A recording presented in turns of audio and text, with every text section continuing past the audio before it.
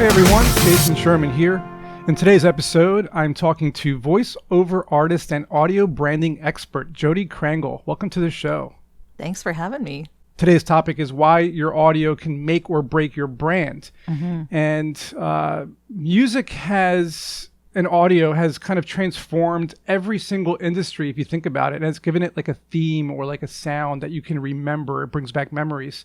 So is that how you make your connections to your audiences, is to try to encompass like a sound or a theme that resonates with the audience? I think it's almost broader than that in a way, in that you brand yourself visually in a certain way for a certain reason, and your audio should do the same thing, and they should match. Because if they don't match, there's a disconnect, and people are going to wonder if you're really who you say you are. Yeah, it's like a really emotional moment in like a TV show, and then in comes like the wrong kind of music that makes it kind of upbeat, and you're like, wait a minute, what happened there? Yeah, there's a phenomenon in movies actually, and you probably, I mean, you must know this as well. Like if I don't want to be scared by a movie, I'll turn off the sound. All those suspenseful moments. Yeah. Well, because that emotional context just disappears. You can just look at it and you don't get that emotional context, which means you don't care as much. So if you extrapolate from that, your audio makes people care. And that sounds like that's what you're looking for in what you do, is to find that connection, right? To make them deeply care, right? And how do you do that? So. How do you produce that powerful type sound, like the Jaws moment? You know? I mean, sometimes there's just magic in a bottle and you just don't know what's going to make it happen. But, I am not someone who actually makes audio brands. I'm a voice actor, so I'm a part of that audio brand. And I talk to a lot of people on my own podcast about audio branding and what that can do for a brand. But I really feel that it creates that emotional context and lets people in a moment figure out exactly what your company's DNA really is. And it gets down to that deeper meaning. So the same reason that you would pick a font or a color or a particular logo for your visuals of your business, you have to think about that for your audio. So and there are all sorts. So you're talking about an audio logo? There's such thing as that? Sonic logos, yeah, there definitely are. But again, that's only one part of an audio brand. So there's a whole bunch of things that goes into that. Jingles, sonic logos, any kind of touch point that your company has. For instance, MasterCard just redid, well, several years back now, but it's gotten a lot of acclaim. They redid their audio brand. And of course, they have touch points on machines all over the world. So every time that someone does a transaction through a MasterCard, they get a sound, and that sound is part of their audio brand. So when it comes to things like, for instance, Google Home and Alexa and all of that, if you want to differentiate your brand from the other brands that are in the market along with yours, have a sound, because in that kind of a context, there's no other way to be differentiated. Yeah, and I'm just thinking here, like all the different times I've seen a movie start or a commercial or a product, and there's like a sound associated with it or a jingle associated, and you instantly know what that is. Yes, right. Just from hearing the sound, Yep. Especially famous movie companies, when the logo pops up, you know it's going to be a Lucasfilm movie, or it's going to, or it's going to be a production by MTV or whatever it is, Yeah. So I get that. That's okay. So it's connecting the audio to the brand imagery, the visuals, to try to evoke the same emotion that you're getting from the visuals as an audio, and then how do you tie in your voiceover narration into that same feeling? Like, are you like tapping into certain emotions? Like, what are you doing? Well, as a musician, you probably come across this as well. But when you hear the music, that sort of gives you the tone that you need to do when you're doing a project for a company. And again, my voice may not fit the audio brand of every company. I totally understand that. That's why there are many other voice actors out there, right?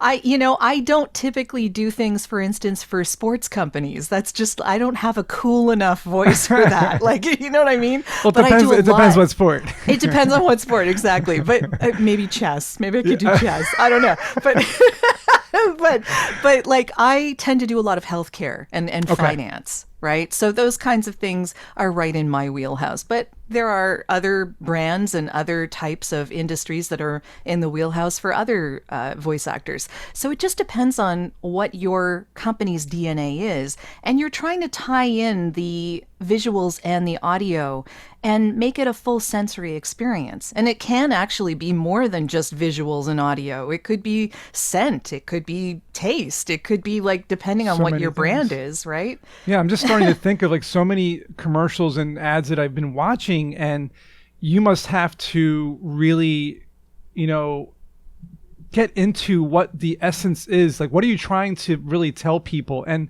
you have to change your voice, I'm assuming, right? Like, if you're doing like an ad for like a drink, it has to be very tantalizing for people to like almost imagine what that drink will taste like. I mean, how do you change your voice for different ads? And do you recommend that business owners hire a voiceover actor who can do that and not just give them the straight voice that they're usually using? They have to be able to give different, you know? I think it depends on what they're trying to accomplish with the audio of their brand. For instance, yeah, you could evoke the delicious taste of a drink, but for instance, San Pellegrino, which is something that I have on a demo actually. But that when you listen to that, it's like almost slightly like, I don't care if you like this. I like it, but you can do whatever you want, right? Like that's the Interesting. kind of feel for San Pellegrino because they're just cool and they don't need to prove themselves, right? Right. So there's that kind of there's a different sensibility that you come at a certain script with. And when a voice actor is trained properly and has the right coaching and knows what they're doing, you inherently go to that type of voice that's needed. So it's less about changing your voice and more about changing your attitude. Interesting. I Yeah. like that. So it's not really, yeah. So it's not really about the details of the product or the brand. It's also about the feeling or the types of the angle, because everybody has like a different angle, right? So the marketing team might come to you and say, yeah, we don't want to do that, we want to do this, and you're like, oh, that's not what I was thinking. I got to kind of tap into that voiceover Oh line of yeah. thinking. Now that makes a lot of sense. What do you think of, because I run a lot of different brands and things like that, and I've been using a lot of these AI voice narrators. What do you think of those? Because they're pretty realistic. They can be. They certainly can be. And I think they're great placeholders. I would use them as placeholders and not as the real thing. And the only reason that I would do that is because right now, and this may change in the future, but right now the intonations are wrong. So, yeah, the voice sounds fine and realistic, but you don't get the same connection with what they're reading as you would with an actual human being. I And agree with so, that. yeah, so I'm not sure that that's a good look for your brand, and it's certainly not a good sound for your brand. If you want people to think you're cheap, sure, okay. But unfortunately, that's kind of the impression that people are left with. That's the power of sound, right?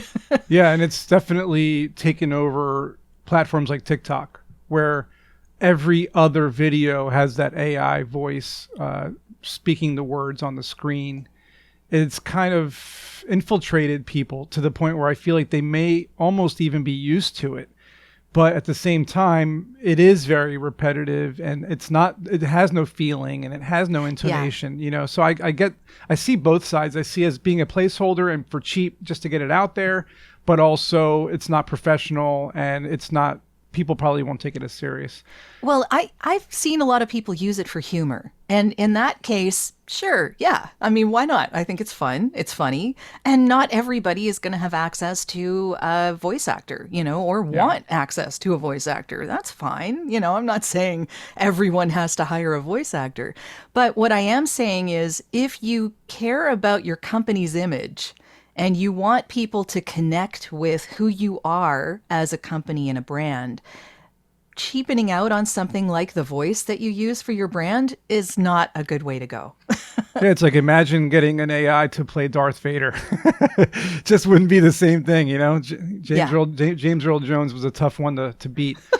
It So might sound like him, but the intonations will be off, right? So it's like the words don't go together in the right right, way. I don't know how to explain that other I than get it. we've all heard it, Because right? I've Yeah. been working with it and I've been playing with it, and I think that there's some tricks you can use to make it sound better, but it's still not perfect. So if you could give people listening or watching 3 tips to make the best audio experience for their commercial or their ad or their logo, what kind of advice would you give them? Well, the first thing I would say is, yeah, to start off with, you can use a license-free directory to find a good audio for the background of your video or whatever. But I would say be careful with that because when you do that, your competitor could be using the same music. There's no way to keep anyone else from using the same music. And also, I would say if you decide to invest in an audio brand, that's yours. So no one else can take it, and you can modify it to use in multiple different platforms on multiple different videos, and that will save you money from, having a license-free directory subscription that you need to, buy a new piece of music every 2 weeks. Yeah. We make a lot of content these days, right? It used to be like you'd make 3 or 4 in a year, and now you're making 50 in a year or more. Yeah, more. Yeah, like it's crazy. And I understand that that can get really expensive. But if you do invest in the audio brand of your company, then you have something that threads through all of it and connects everything together, which is why using a voice actor that is similar across all of those videos can be helpful. I'm not saying you have to do it. I'm not saying everyone should do it, but in a sense, it is again one of those strands that connects everything together, like a particular riff in the beginning of a music piece that you're using on your videos or anything that you would use audio wise. So that's number one. Number two is to be consistent. And in just anything, whatever you decide to do, be consistent because consistent repetition is where the memory comes in. So unless you're consistently repetitious and using something over and over again, people aren't going to remember it. If you change too often, they're not going to remember it. It's not going to make a deep enough impression because it takes, I don't know, 7, 8, 9 times of people listening or having touch points with your company for them to remember anything. Right? Yeah. So that's a good thing to keep in mind. And yeah, there's just audio is the quickest, almost easiest way for you to reach your audience on a deeper, visceral level. So give it some thought. It's not an afterthought. It shouldn't be something that you tack on at the end. It should be something you plan for at the front when you're working on your visuals. Yeah, and when I think of consistency and memory and that type of thing, the one thing that keeps popping into my head over and over again is Star Wars. Because it's one of those Oh, yeah. it's one of those things where you hear the music, you know what's going on, you hear the vroom vroom vroom, you know it's a lightsaber, you hear Chewbacca growling, you hear, the sounds of John Williams' beautiful orchestral that music.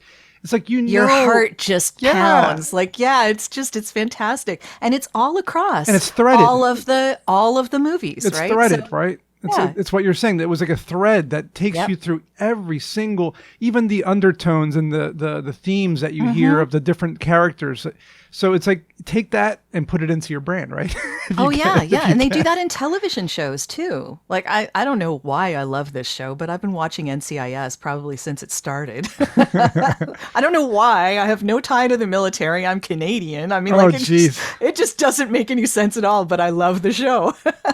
And I've been watching it for I don't know how long, like before when JAG was even like a thing, right? So I've been watching it a long, long time.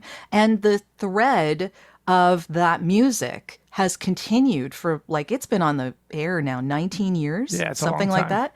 Yeah, and JAG was on for 10 years before that, and they used to take themes of music from television shows and change them depending on if it was Christmas or if it was like another holiday or it was a really deep, dark kind of episode, then they would make it very minor key kind of, But still with the undertones but of the main still, theme. exactly. So it was the thread that went Yeah. all the way through, and was Law and Order. Law and Order was one of the ones that did this too, and NCIS does this, like the sound that happens when you get that black and white flash of their beginning scene or ending scene, right? Law and Order did the same thing, and that just became a thing in some television shows. But it's very much part of an audio brand. Right. And that's the kind of thinking we have to do when we're creating a brand, is think of the different varieties of ad campaigns you may have, the different types of products you might be releasing, the different types of platform changes or features you might be launching, and basically everything that you have to do in your business or your brand. Think ahead about a theme you can use that can be modified and changed to fit the different angle different audience you're trying to reach. And if you're working with an experienced voiceover artist like yourself, you'll be able to do the same and be able to modify with them and kind of give them different types of audio. So that's really cool. And I like that. And just to close things out, I wanted to mention Urban Tapestry, your all-female acoustic band, because we were talking about Star Wars a little bit, and it's a sci-fi fantasy theme music in the filk scene, which is folk music type stuff. Tell me real quick how you came to create Urban Tapestry and why you decided to make music in that genre. Oh my goodness. Well, I've been a singer since I could talk, so I've always loved that. But I've always been a gamer as well, so Dungeons and Dragons, right? Same here. So yeah, okay. So I'm still doing that on a regular basis. So I first of all, it's a great way to do improv. Oh yeah, of course. Fantastically helps on that, yeah. But also, I met someone through gaming who introduced me to filking. And I had not heard of it. I had never been to a convention. I didn't even know what it was. And this person introduced me to the women who are a part of Urban Tapestry, my friends Debbie and Allison. And we all just clicked. It all just happened. We just made beautiful music together. It was fantastic. That's so This cool. was back in 1994. Yeah. So really, this was before the internet. Yes. I mean, right when everything started. I've been on the internet since 1995, but yeah, so a long time. But we just clicked. It was great, and we still have a lot of fun. But we haven't been doing anything for probably 3 years now. Pandemic, because of the pandemic, exactly. Yeah. That's cool. At least you had a chance to do it before the internet. I've done a lot of stuff like that too. So it's very magical times in our lives. Yeah. And so where can people find out more about you, or if they need voiceover work, or if they want to just check out what you do? Sure. My website is at voiceoversandvocals.com. And if they want to check out the audio branding podcast, that's at audiobrandingpodcast.com. Pretty simple.